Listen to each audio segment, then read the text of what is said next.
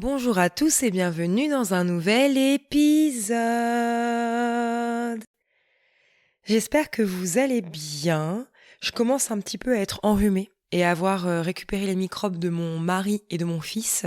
J'espère que ça ne s'entendra pas trop dans ma voix. Mais bon, venez comme vous êtes, hein, voilà.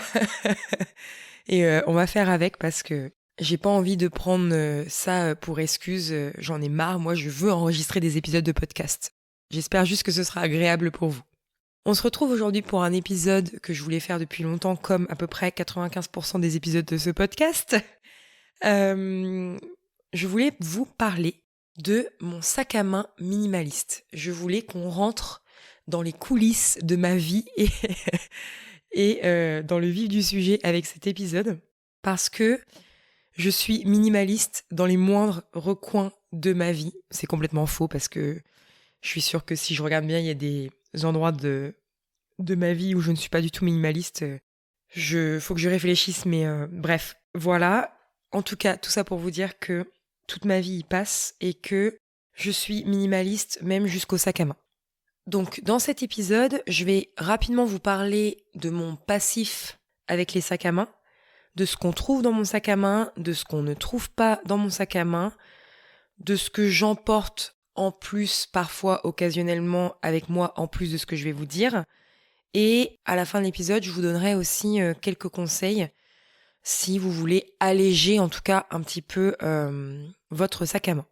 Il faut quand même savoir que j'ai un passif très acheteuse compulsive en termes de sac à main. En gros, dans ma vie, avant de devenir minimaliste, j'ai acheté beaucoup de sacs à main.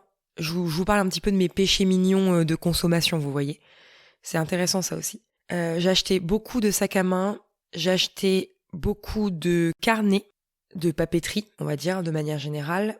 J'ai acheté beaucoup de livres, ce qui est encore le cas aujourd'hui. C'est pour ça que je vous dis que je suis pas minimaliste dans tous les domaines de ma vie non plus. Donc, sac à main, livres, carnet, des livres de cuisine. Non mais alors ça, les amis, j'ai un passif d'acheteuse compulsive de livres de cuisine. Vous savez, les livres de cuisine que vous achetez et que vous faites jamais aucune recette dedans. J'ai été ce genre de personne. Qu'est-ce que j'ai acheté encore beaucoup? On va dire que c'est les choses un peu principales que j'ai acheté beaucoup. Il doit y en avoir d'autres, mais comme ça me vient pas spécialement. Mais les sacs à main en faisaient partie. Des sacs, non mais, j'en avais, mais des centaines. Je pense que ça pouvait se compter en centaines, je sais pas. Je craquais, je trouvais toujours le sac hyper beau et tout ça. Et en fait, aujourd'hui, ce n'est plus du tout le cas. C'est l'extrême inverse. Aujourd'hui, déjà, pour vous parler un petit peu du contenant avant de vous parler du contenu, pendant longtemps, parce qu'il y a une petite différence avec les dernières semaines, mais je vais vous expliquer tout ça. Pendant plusieurs années, mon sac à main n'était même plus un sac à main. De toute façon, quand je vais rédiger la page sur mon site internet de cet épisode de podcast, je glisserai des petites photos de mon sac à main et de ma pochette à main pour que vous puissiez voir à quoi ressemble concrètement ce que je suis en train de vous expliquer sur cet épisode de podcast. Mais voilà, en gros, c'était même pas un sac à main, c'était une petite pochette. Vous savez, les sortes de petites trousses rectangulaires plates, vous voyez ? Voilà, un petit rectangle comme ça. Et voilà dans quoi je mettais mes affaires de sac à main, on va dire. C'est une petite pochette que j'emmenais partout avec moi et que le plus souvent, je laisse dans ma voiture parce que sur moi, je porte pas grand-chose. Je vais vous expliquer après.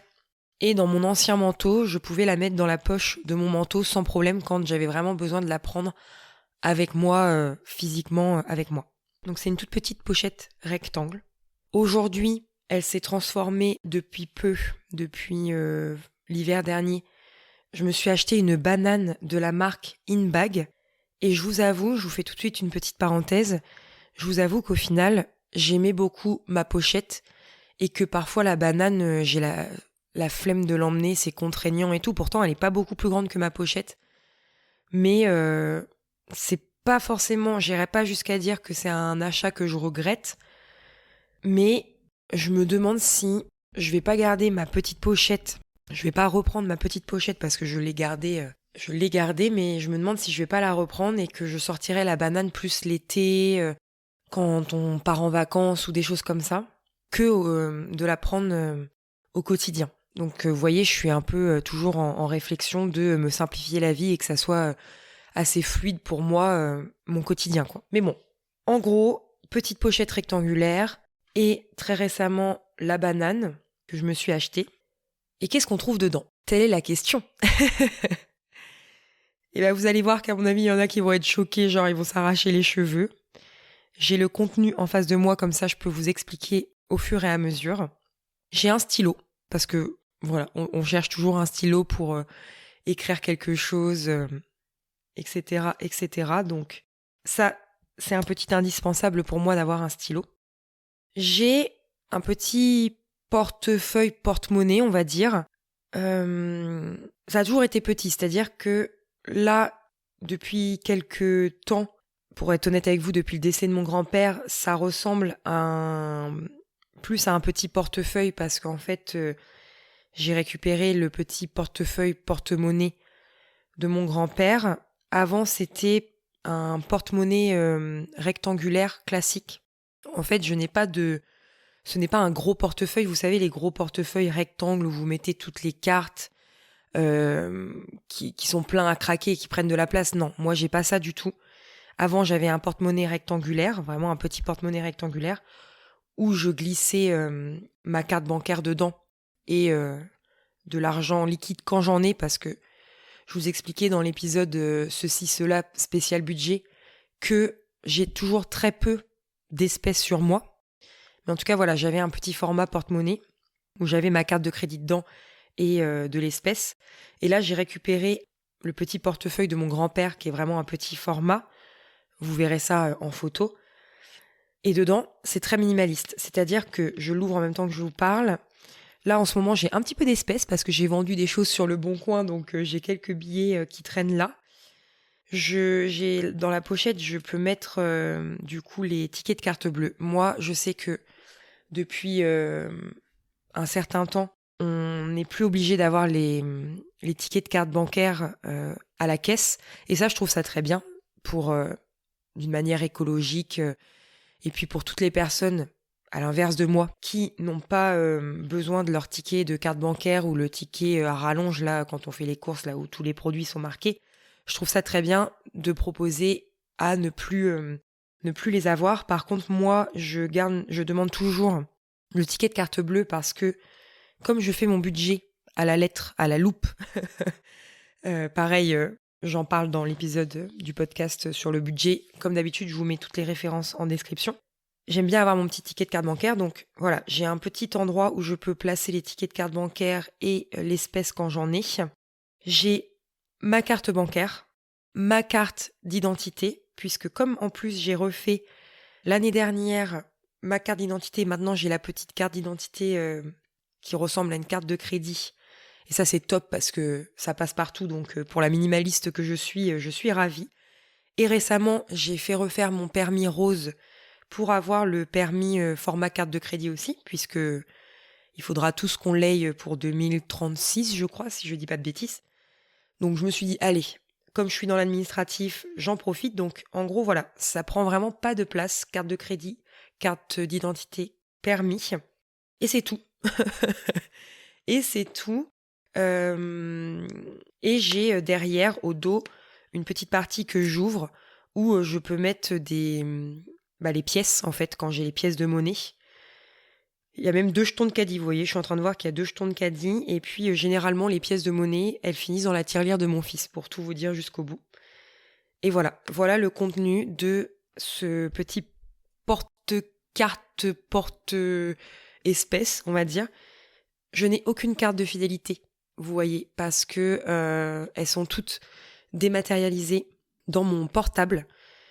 Et en plus, j'ai fait, pour tout vous dire, un tri drastique dans les cartes de fidélité, parce qu'il y a carte de fidélité et carte de fidélité. Il y a des cartes de fidélité qui nous apportent vraiment quelque chose, et il y a des cartes de fidélité qu'il faut faire 50 millions d'achats pour avoir un bon ou quelque chose. Et comme je ne fais pas 50 millions d'achats puisque j'ai une consommation assez raisonnée, on va dire, j'ai pas besoin de toutes les cartes d'identité, n'importe quoi. Toutes les cartes de fidélité de l'univers. Donc même si elles sont dématérialisées sur mon portable sur une application qui s'appelle, ça a changé de nom récemment, ça s'appelait Stock Card, mais maintenant ça s'appelle un autre nom, pareil, je vous remettrai la référence en description. Et même dans l'application, je fais du tri.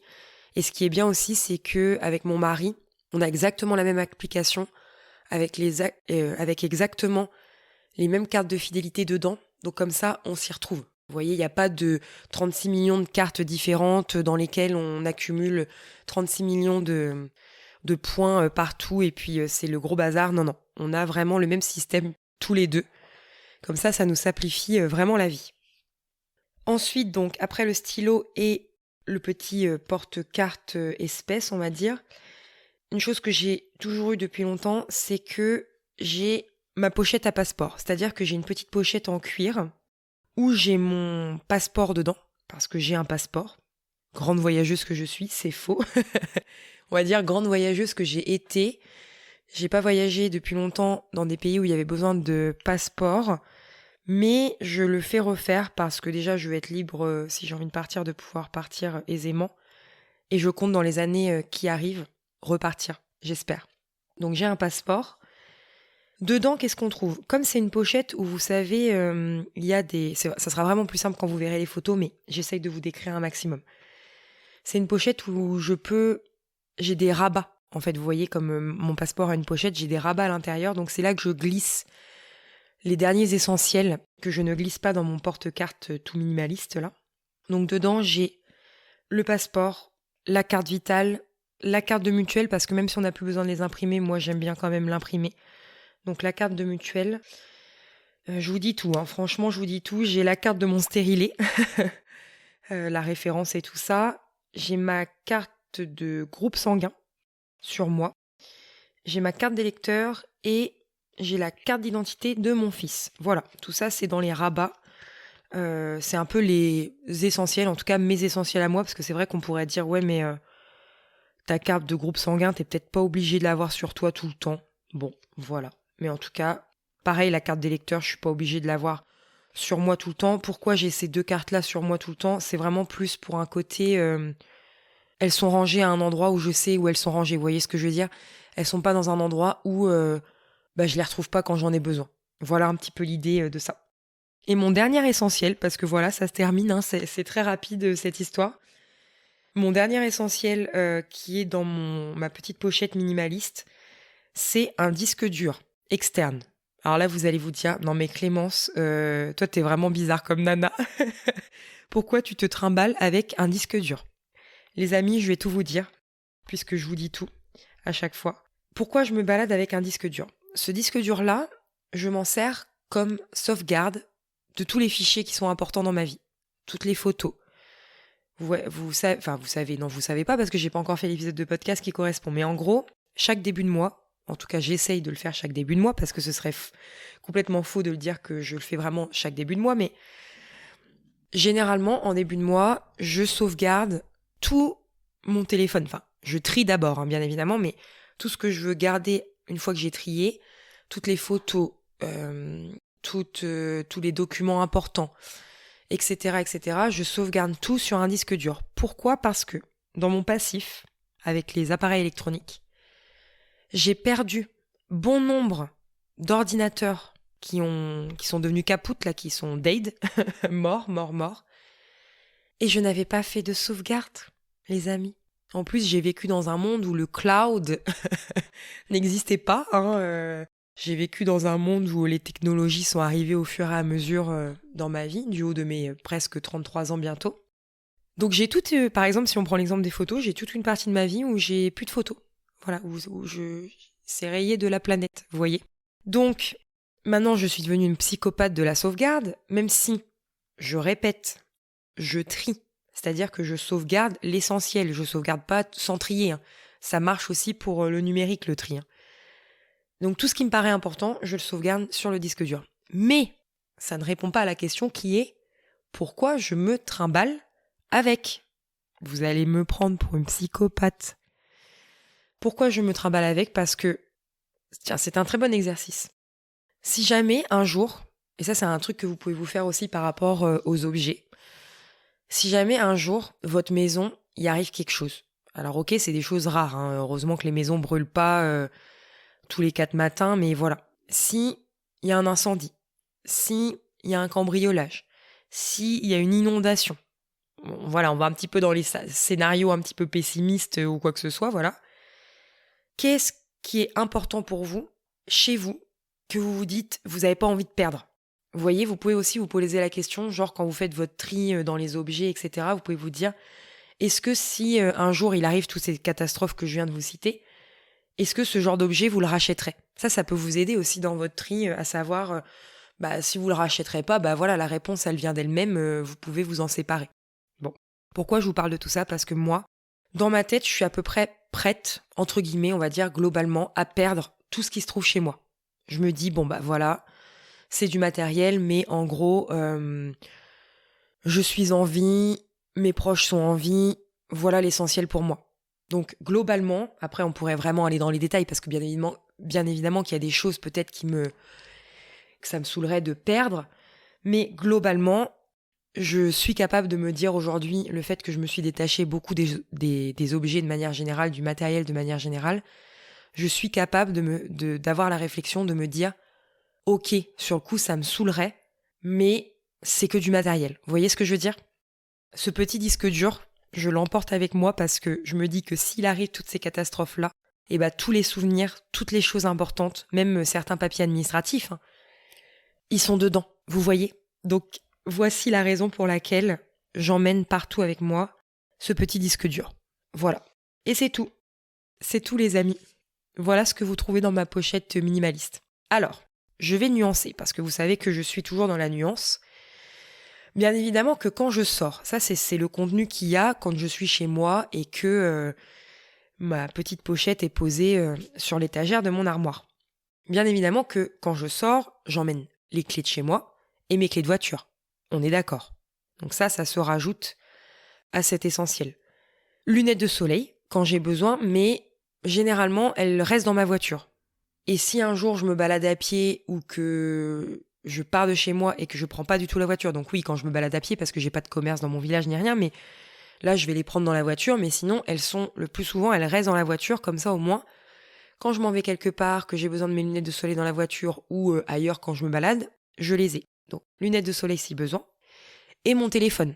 Parce que à l'heure du numérique, beaucoup de choses sont dématérialisées. Et pourquoi tout à l'heure je vous disais aussi que ma pochette aussi, souvent, elle reste dans la voiture parce que, à l'ère où tout est dématérialisé, j'ai aussi ma carte bancaire sur mon téléphone. Vous savez, en Apple Pay, là, comme on dit. Donc des fois, franchement, ma pochette, le plus souvent, elle reste dans la voiture. Non, je n'ai pas peur. Je n'ai pas peur qu'elle soit dans la voiture et je n'ai pas peur qu'on me fracasse la voiture, voilà. Et en fait, sur moi, dans ma poche, j'ai juste mon portable, en fait. Et ma clé de voiture. Donc c'est encore plus minimaliste que ce que je suis en train de vous dire. Donc voilà ce que j'ai en plus, les clés, le téléphone et les lunettes de soleil si besoin. Et vraiment, mais alors là c'est vraiment pour aller jusqu'au bout et vraiment tout vous dire, parfois, occasionnellement, quand j'ai besoin, toujours pareil, j'analyse mes besoins, j'emmène des mouchoirs, voilà, comme en ce moment, je vais emmener un paquet de mouchoirs avec moi. Un livre, parfois j'emmène un livre parce que j'aime bien aussi, comme je suis vraiment dans un détachement, dans un cheminement pour me détacher un petit peu des écrans. Au lieu, alors, même quand j'emmène pas de livre, dans les salles d'attente ou dans les trucs où il faut attendre, vous savez, par exemple, quand vous faites la queue aux courses ou dans les salles d'attente du médecin ou dans n'importe quelle autre salle d'attente, j'essaye déjà de ne pas dégainer mon téléphone à tout bout de champ. Vous voyez ce que je veux dire? D'attendre en fait, de laisser mon esprit vagabonder. mais sinon, voilà, parfois j'emmène un livre parce que du coup je lis. J'en profite pour lire au lieu de sortir le téléphone. Et parfois j'emmène ma gourde. Ce qui n'arrive pas souvent, mais ce que je devrais faire plus souvent parce que je devrais boire plus souvent. Voilà, c'est tout. Vous êtes en PLS ou pas, ou vous êtes encore là? Franchement, Avant, quand j'étais la nana hyper accro au sac à main et d'ailleurs dedans je mettais plein de bazar, ça me saoulait. S'il y a bien un truc qui me saoulait, c'était de devoir porter le sac à main sur l'épaule, tout ça, quand on est dans les rayons des magasins, parce qu'avant j'étais une acheteuse plutôt plus compulsive, en tout cas de ce que j'étais, de ce que je suis aujourd'hui, on va dire. Enfin, pas compulsive dans le sens, je vous l'avais déjà raconté dans mon parcours minimaliste, j'étais pas non plus à me retrouver à découvert et être dans le caca à la fin du mois, mais en tout cas j'étais une consommatrice, hein, dans une autre vie. Une surconsommatrice, parce que je suis toujours une consommatrice. Faut faire attention aux mots qu'on emploie, parce que faut pas croire qu'aujourd'hui j'achète plus rien. Mais on va dire, quand j'étais une surconsommatrice, quand je surconsommais par rapport à mes besoins réels, on va dire ça comme ça, quand j'allais faire les magasins, ou même quand on va aux courses, et puis qu'on a le sac à main qui est sur l'épaule, et puis c'est lourd, et puis ça retombe, et puis c'est chiant, et puis bon bref, bah c'était chiant. Et je ne regrette plus, franchement, je suis bien contente d'être passée au sac à main minimaliste, à la pochette minimaliste. C'est aussi pour ça que j'ai voulu tester la banane, parce que la banane, ça permet, comme les sacs un petit peu en bandoulière, ça permet de l'avoir sur soi et d'avoir les bras dégagés. Vous voyez, de pouvoir être libre de nos mouvements, sauf quand ma banane a décidé de s'entremêler avec ma capuche et que je passe 5 minutes à essayer de me dépatouiller tout ça. C'est pour ça que je vous dis que la banane, je suis encore en phase de test, hein. On pourra en reparler, mais voilà. J'avais envie de prendre le contre-pied et de vous expliquer aussi brièvement ce qu'on ne trouve pas dans mon sac à main et pourquoi.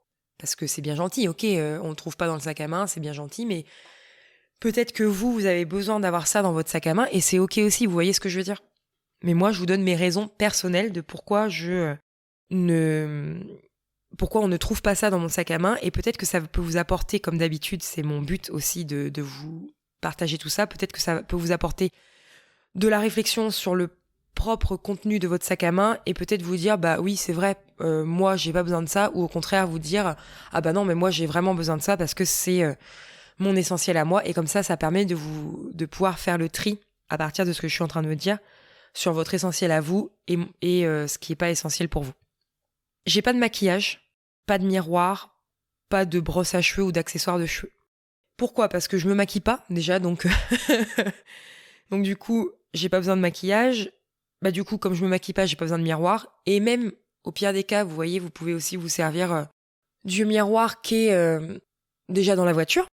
Pas de brosse à cheveux, pas d'accessoires à cheveux. Et en plus, en ce moment, depuis que je suis allée chez le coiffeur l'hiver dernier et que j'ai coupé mes cheveux un tout petit peu plus court que ce que je faisais d'habitude, parce qu'en fait, je les coupais déjà assez courts quand je vais chez le coiffeur une fois tous les 36. Mais même si je les coupais courts, bah, je finissais toujours par les attacher. Franchement, pendant longtemps, pendant très très très très très longtemps, toujours queue de cheval, machin et tout, enfin toujours les cheveux attachés, et je les laissais jamais détacher. Et là, depuis que je les ai coupés un petit peu plus au carré, vraiment pas de trop, parce que moi, si je les coupe beaucoup trop, après ça fait Jackson 5, vous voyez, parce que mes cheveux gonflent. Mais j'ai trouvé le bon endroit pour les couper au carré et que ça soit sympa. Et ben je les attache plus depuis plusieurs semaines et je suis trop contente. Bref, donc, bon, j'ai pas besoin d'accessoires à cheveux, mais même avant, j'avais juste le chouchou que j'avais dans les cheveux, enfin l'élastique que j'avais dans les cheveux, et pas de brosse à cheveux, pas de maquillage, pas de miroir, voilà. Je n'ai pas de chewing-gum, de chewing-gum, ouais d'accord. Je n'ai pas de chewing-gum, c'est pas un truc les chewing-gums, je vais en prendre un pareil, ça va être un tous les 36, ça va vraiment être anecdotique, mais non, j'ai pas de chewing-gum. Et je pense que si jamais j'en aurais, ça serait plus dans la voiture que dans mon sac à main. Voilà, mais voilà, pas de chewing-gum, pas de pastilles, pas tout ça. Pas d'agenda, pourquoi ? Parce que mon agenda, il est... Alors, je suis une nana qui adore le papier. Et pendant longtemps, j'ai eu des agendas papier. Mais même quand j'ai eu des agendas papier, ils restaient à la maison. Vachement pratique, vous allez me dire. Mais maintenant, j'ai la partie agenda, elle est sur Notion, parce qu'on a un agenda commun avec mon mari, ce qui est très pratique, comme ça, quand on rajoute des choses, l'autre les voit. Enfin voilà, on a un agenda pour nous deux. Donc il est sur le téléphone portable, très pratique, donc j'ai pas d'agenda papier dans mon sac. J'ai pas de médicaments, de pansements, de trucs comme ça, parce qu'en fait j'ai une trousse de secours directement dans la voiture que je renouvelle régulièrement avec tout le nécessaire dont on a besoin s'il nous arrive quelque chose. Donc ça, c'est dans une trousse de secours dans la voiture. Je prends pas de chargeur de téléphone. Voilà, je vis dangereusement. Non, généralement, moi, j'en ai pas besoin. J'ai même pas de batterie externe. Je sais que parfois, mon mari, il a une batterie externe avec lui, mais franchement, avec l'utilisation que j'ai de mon téléphone, j'arrive toujours à m'en sortir. Et puis, vous savez, dans la voiture, j'ai le cordon branché à l'allume-cigare que je laisse en permanence dans la voiture. Donc, si j'ai besoin, je recharge dans la voiture, mais sinon, j'ai jamais mon chargeur dans mon sac à main. En fait, le chargeur, je le mets quand je pars. Vous voyez, à l'heure où vous allez écouter cet épisode de podcast, je serai en train de me la couler douce. Et là, j'aurais pris mon chargeur avec moi, mais voilà, c'est pas dans mon sac à main au quotidien. Pas de carnet avec moi. Pourtant, je suis une amoureuse des carnets et récemment, j'ai renoué avec le papier. Et là, vous voyez sur mon bureau, j'ai un carnet ouvert où je note toutes mes idées au fur et à mesure qu'elles apparaissent. Et en ce moment, elles sont très nombreuses, donc je remplis vite mon carnet. Mais quand je suis à l'extérieur de chez moi, je note mes idées sur les notes de mon téléphone et c'est très bien comme ça. Et je n'ai pas de chéquier non plus. Parce que comme je fais très peu de chèques, ça pareil, j'en parlais dans l'épisode ceci ou cela spécial budget, comme je fais très peu de chèques, en gros le chéquier il reste dans il reste dans les papiers administratifs de la maison et ça me fait rappeler, parce que c'est ce que j'allais vous dire, avec mon mari, on met un chèque ou deux dans notre portefeuille en fait, pour si vraiment on se retrouve à en avoir besoin, ce qui est quand même assez rare, on met un chéquier et puis une fois qu'on l'a utilisé, on en remet un autre. Et là, c'est mon rappel qu'il faut que j'en remette un. Donc voilà quelques exemples de ce qu'on ne trouve pas dans mon sac à main. Après, je sais pas trop ce qu'il peut y avoir d'autre dans les sacs à main que moi j'ai pas, mais n'hésitez pas à m'en parler d'ailleurs. N'hésitez pas à venir me le dire sur Insta ou sur mon site internet ou sur ma boîte mail, etc. N'hésitez pas à me dire ou même dans les commentaires YouTube, pour ceux qui m'écoutent sur YouTube, n'hésitez pas à me dire ce que vous avez dans votre sac à main, que je n'ai pas, et pourquoi, etc. Enfin, moi, je suis très curieuse et très ouverte à ça. On peut en discuter ensemble. On va finir cet épisode avec quelques conseils pour les personnes qui, après avoir écouté cet épisode, ont envie d'alléger leur sac à main. Voilà, quelques petites choses comme ça, quelques petites idées à explorer. Et je vais commencer avec un conseil qui s'applique un petit peu dans vos foyers aussi, dans vos maisons, dans vos intérieurs. Vous allez dire, ça y est, elle recommence, il va falloir qu'elle finisse par nous sortir l'épisode de podcast sur ce sujet parce que voilà, c'est dans les tuyaux les amis, c'est dans les tuyaux. Éliminer les au cas où. Ça y est, c'est reparti pour un tour. Promis, je vous sors bientôt l'épisode. Je vais me le noter que ça va être les prochains épisodes.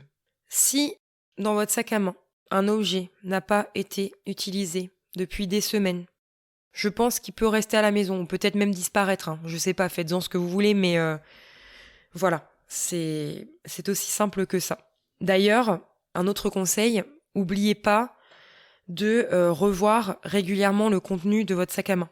Faites un petit tri régulier, à une fréquence assez régulière, pour éviter d'accumuler, parce que on est tous pareils, on récupère des choses, on le claque dans le sac à main, tout ça, et puis après ça reste dans le sac à main.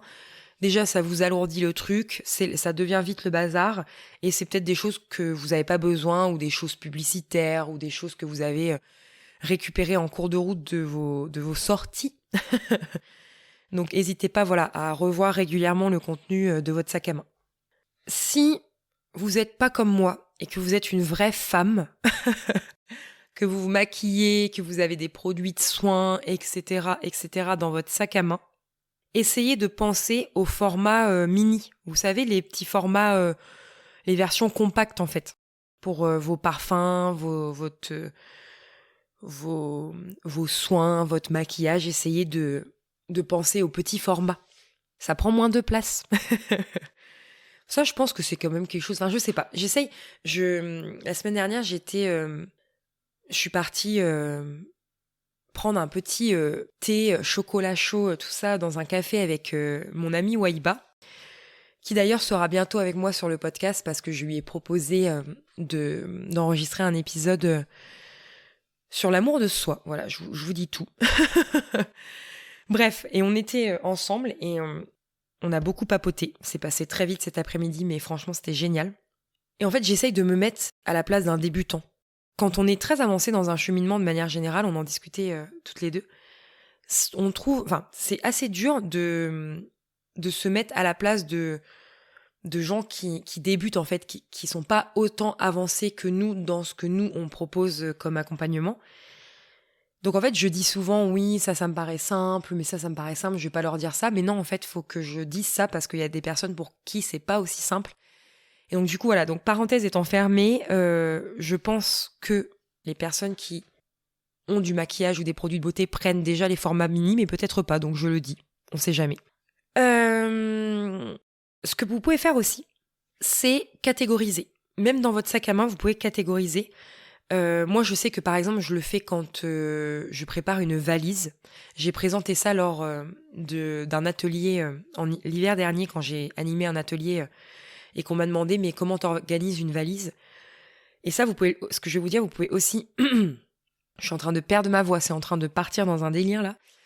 Ce que je vais vous dire, vous pouvez aussi le faire pour votre sac à main, compartimenté avec des pochettes, des petites pochettes. Moi, je suis très adepte de ça pour ma valise en tout cas, mais vous pouvez faire pour votre sac à main une petite pochette avec vos essentiels beauté, une petite pochette où vous mettez vos papiers, enfin voilà, catégoriser un petit peu par pochette pour éviter que tout... ça me fait penser à l'image des sacs à main, un petit peu sur le ton de l'humour, où en fait vous cherchez vos clés au fond du sac à main et que vous êtes obligé de renverser tout le sac à main pour trouver ce que vous cherchez. Parce que c'est toujours au fond du sac à main, vous voyez. D'ailleurs, dans mon sac à dos Kabaya, j'aime aussi beaucoup mon sac à dos Kabaya quand je pars avec des papiers, mon ordinateur, etc., tout ça, ou ma tablette et tout. Parce que ces sacs-là, ils sont hyper bien faits et j'ai une de mes amies qui, d'ailleurs, a un sac à main Kabaya. Je savais même pas qu'ils avaient sorti un sac à main Kabaya. Mais tout est ultra bien pensé, en fait, dans leur sac.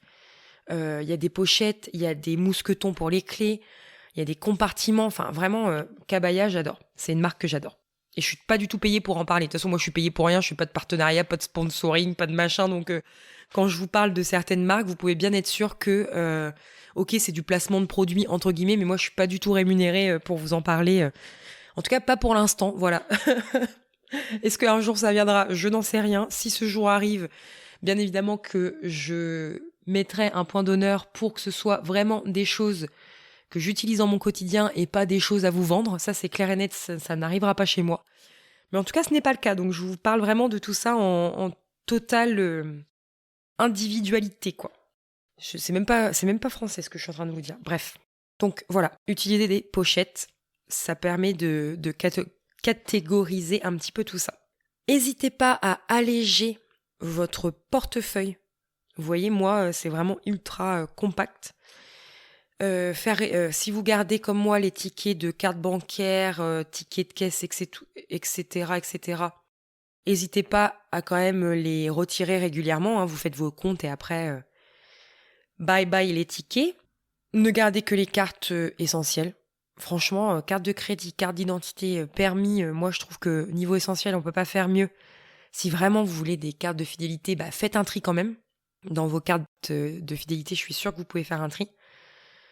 Et d'ailleurs, ça m'emmène au dernier conseil, numériser tout ce qui peut l'être en fait. Numériser tout ce qui peut l'être. Vos notes, vos cartes de fidélité, vos billets de concert, Enfin maintenant, je trouve que voilà, on est dans un monde quand même où on a quand même pas mal de choses sur les téléphones et ça... Voilà, faut quand même trouver le point commun. Enfin, le point commun, n'importe quoi. Le point positif, c'est que il n'y a pas que des points négatifs à la vie numérique, il y a aussi des points positifs et un des points positifs peut nous permettre d'alléger grandement notre sac à main. Et d'ailleurs, parfaite transition, non mais franchement j'en ai pas fait exprès parce que là pour cet épisode j'ai vraiment pris des notes à l'arrache et j'y vais vraiment comme ça. Transition parfaite pour la conclusion de cet épisode qui est la suivante. Avec un sac à main trop lourd, vous avez l'exemple parfait de ce que peut représenter le poids des objets dans nos vies. Je laisse un petit peu ce que je viens de dire en suspens. Parce que là, vous portez littéralement le poids de vos objets avec vous quand vous sortez quelque part. Voilà, c'est ça que je voulais vous dire. Et si alléger votre sac, c'était aussi un premier pas vers plus de légèreté au quotidien. Je vous laisse là-dessus, les amis, et je vous invite à jeter un œil à votre sac à main, et à essayer de faire un petit tri. Petit challenge que je vous donne. Et n'hésitez pas à me taguer en story, à partager tout ça en story sur Instagram et à me taguer et tout ça. Si vous en avez envie, ce sera avec grand plaisir que je repartagerai tout ça à la communauté. C'est tout pour aujourd'hui et je vous dis à très bientôt pour un nouvel épisode.